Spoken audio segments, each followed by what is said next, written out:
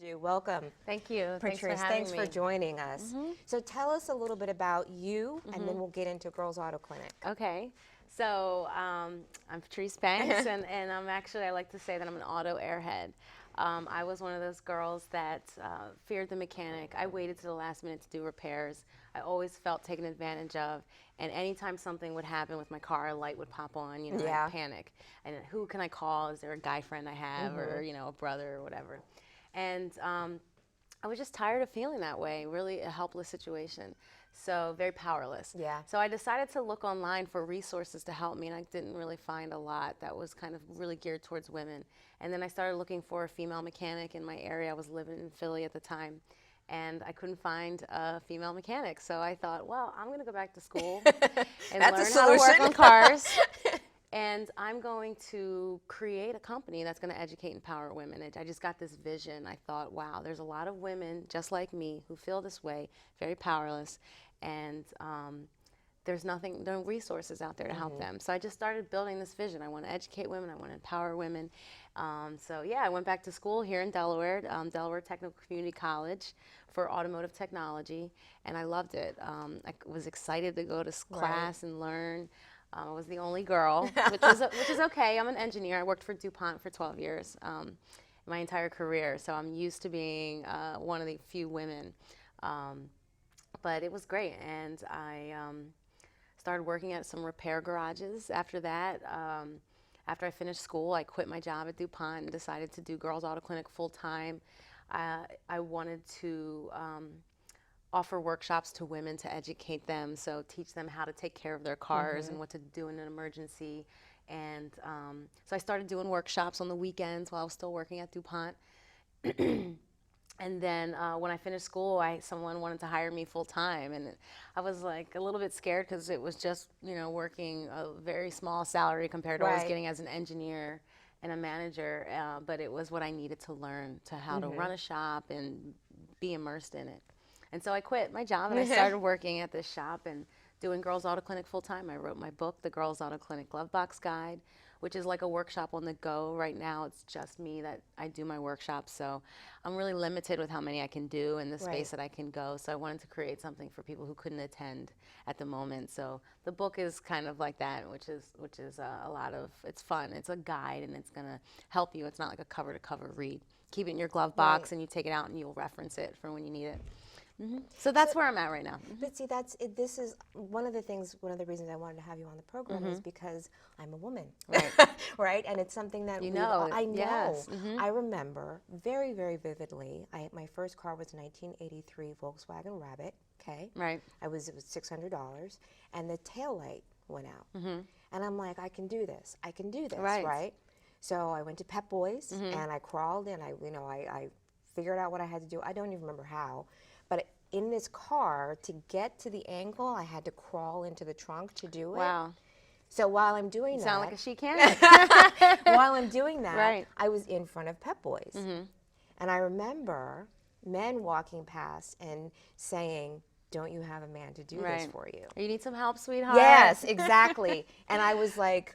I had these really mixed emotions because there was rage, like, no, I can do it myself. And then also, why don't I know how to do this myself? And where is my dad? So there was all these things going on. So that's why it really touched a nerve when I saw what your vision is. Yes. I mean, it hits home with a lot of women because we've all experienced, any woman who owns a car has had that experience, unless she does have a father who is a mechanic, or she has a boyfriend or someone close to her that knows that she can just call, or she knows it herself, which is very few women. The statistics say less than 2% of women are mechanics, or less than 2% mechanics are women.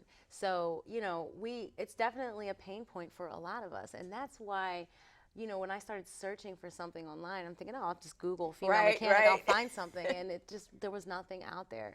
And I started doing some more research, and I realized just how big of a gap there is. Women are actually the #1 customer in the automotive industry, and as we're becoming more empowered as a society, for women, I think we need to start seeing more women empowered in this industry, and there's not being changes made to include more women. And I kind of started thinking, hey, I could do that with Girls Auto Clinic as well. Not only can I educate women, I can also empower women, bring more women into this industry, let them know we need women. Women are the #1 customer. We need more women making decisions, whether it's in manufacturing, repair, or sales. So, I kind of understand that being in engineering at DuPont, that we need more empowered women that are in these roles of influence when it comes to products that we buy and services that we use. Exactly. And I was listening to, you did a TED Talk. Yes. And I was listening to your TED Talk, and you referenced, you made a reference that there was a story you told about a class that you did with young, in a school with young boys. Can you tell that story? I love to, I think it's really important for people to see a female mechanic, and images are really important in changing stereotypes. So I was invited to go talk at a technical high school to their automotive technology class about women in the industry and how important it is, and that women are becoming the #1 customer, because these students are going to eventually be working in auto repair. Right. It was all boys. There was 2 classes actually. The second class there was 1 girl, but one of the classes was all boys. There's like 60 of them.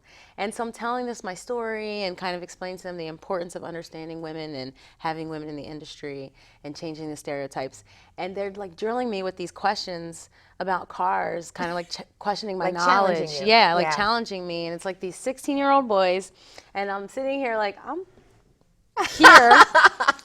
Your school invited me to come talk to you about this, and they didn't get it. Like, it's a very deep stereotype. And they were looking at your hands. Yeah, they were like, "Oh, let's see your hands." Are you dirty enough to be a mechanic? First thing, and I mean, I get it. That's because people it's just shocking. Most people, that's the first thing they say to me. Let me see your hands. Which is like, okay, like I have to prove myself.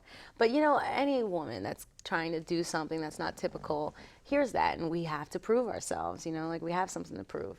So, but fortunately, I like being able to prove people wrong. So it helps drive me and motivate me. It has to. Yeah. And then the other thing is, like, even back to the experiences that I've had, even if I'm just lifting up my hood, I feel like even if I know the one thing I have to do, whether it's something ridiculous, antifreeze, whatever it is, the one thing I have to do, I know how to do this one thing. Right.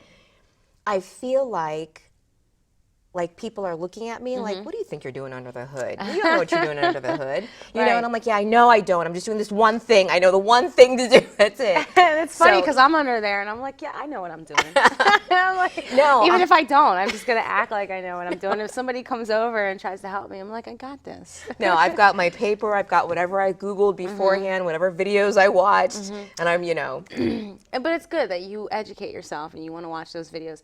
But the most important thing, and somebody was saying this about like Donald Trump and just people like him, like confident people win. Like people believe you when you're confident. You're more successful when you're confident. You're better at a task when you just know I can do it.